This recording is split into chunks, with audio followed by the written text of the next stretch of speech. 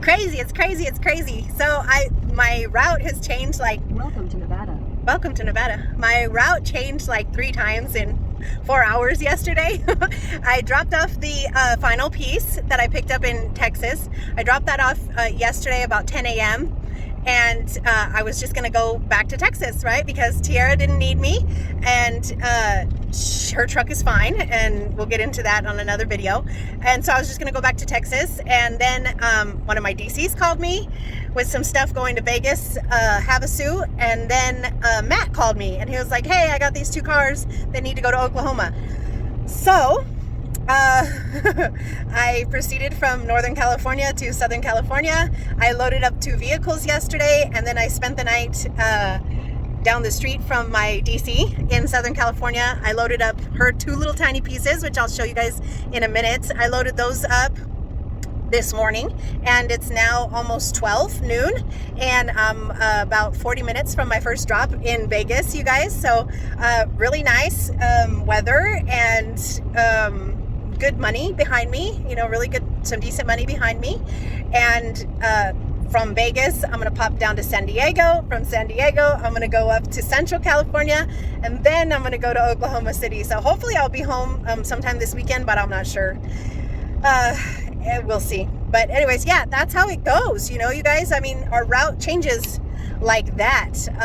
I just pulled over once I dropped off that piece, and I was jumping on the load board to find me some freight back to Texas, and then boom, boom, boom, you know, I had Vegas, then I had this, then I had that. So that's how it goes. You know, we can't really plan as well as we would like to sometimes. Things change, you know, you gotta roll with the punches. Eddie, my poor Eddie, God, I've been trying to get him out of Texas for like, what's today, Wednesday? Since Monday.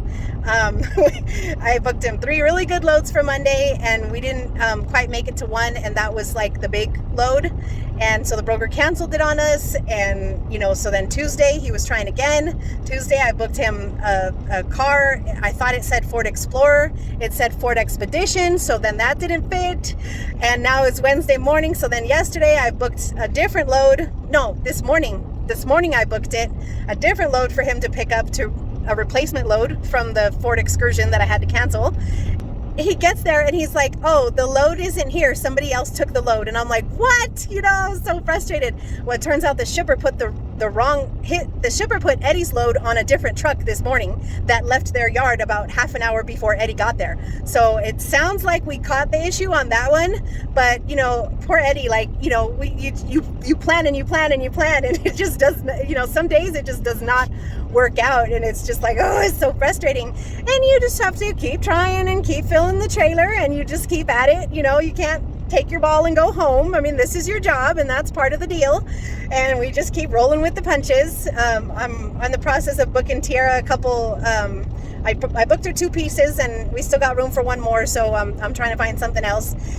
And you know, at the drop of a dime, first I'm like, okay, I'll send her to North Carolina from California, and then I'm like, oh, just kidding, you're going up to Washington, you know. And it's just, you got to roll with the punches, and that's just how the deal goes. But anyways, I got my load behind me, you guys. A really good visual on direct customers versus Loadboard, and cars versus freight. So when I stop at this first drop, I'm going to show you guys what I'm talking about. I've gone over this in other videos, but this load is a very good visual reminder of kind of what the difference is, and how direct customers treat you a whole hell of a lot more fairly than the Loadboard will treat you. So anyway, I'll show you guys that in a minute. All right, so this Ford Explorer is paying $650.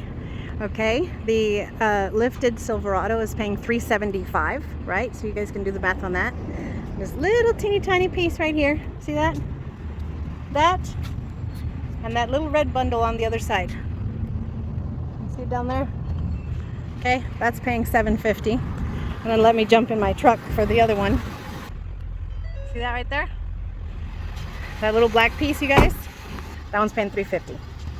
That's the difference between cars and freight and direct customers and Loadboard. Both of those cars are off of the Loadboard and their vehicles, and both of these pieces of freight are a direct customer and I get the check when I pick up the load, okay?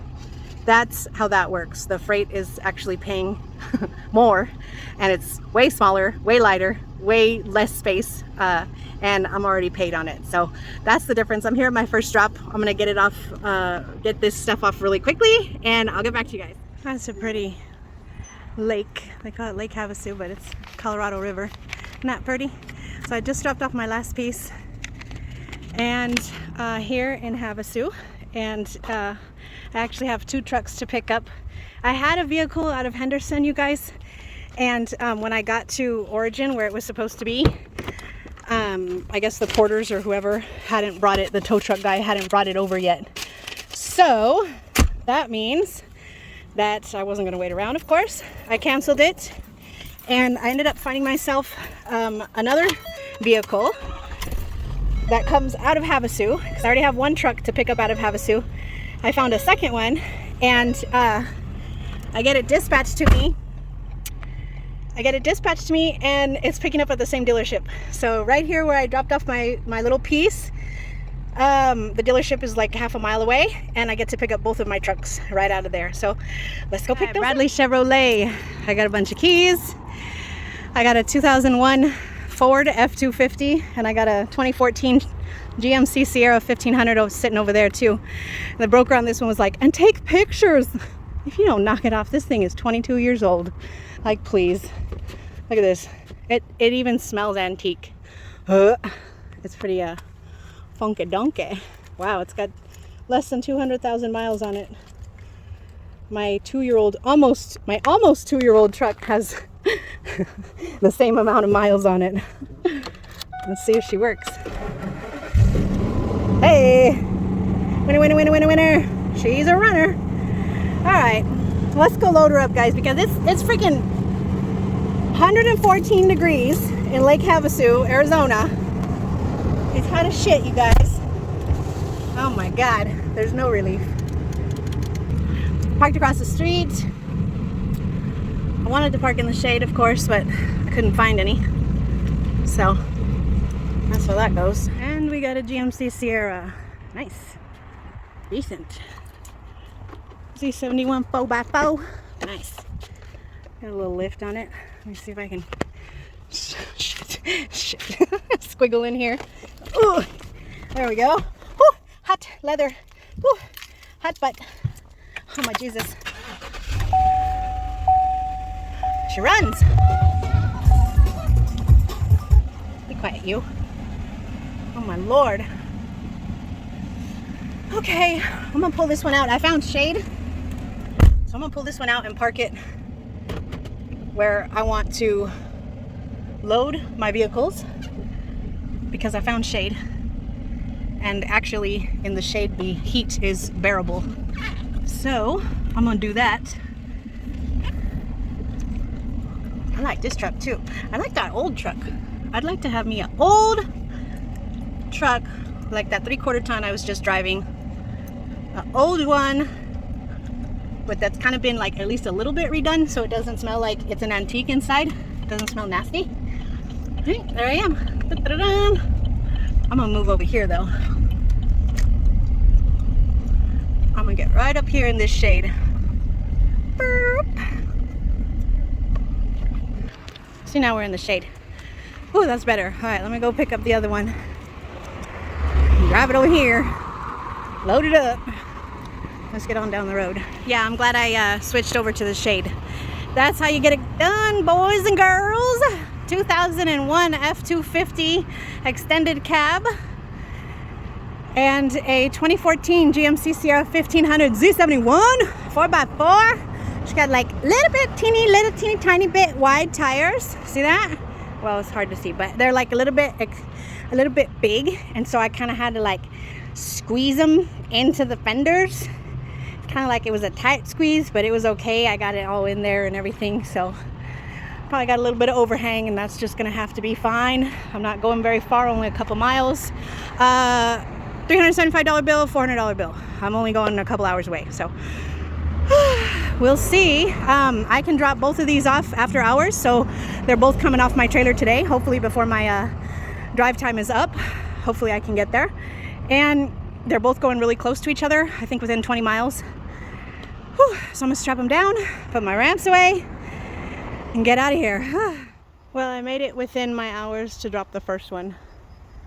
Second one's gonna happen tomorrow morning. I'm tired and I'm done. So I'm gonna find a place to park somewhere. And it kind of works out, even though I had to drop the Ford first. I was expecting to drop it last, which is why I put it in the front position. But en route over here, I ended up booking a Tesla out of the same city that Sierra is going to. So I did extra work to offload them in this order, but that's okay because I've got another car to pick up in that same city. So there it is. I think I'll leave the other cars and the rest of the trip for a final piece of this puzzle for you guys. So that'll be it for now. Stay tuned. I'm finally gonna finish this trip. The last hopefully 3 or 4 cars that I pick up will be my last, and I'll be home. So I'll show you that soon.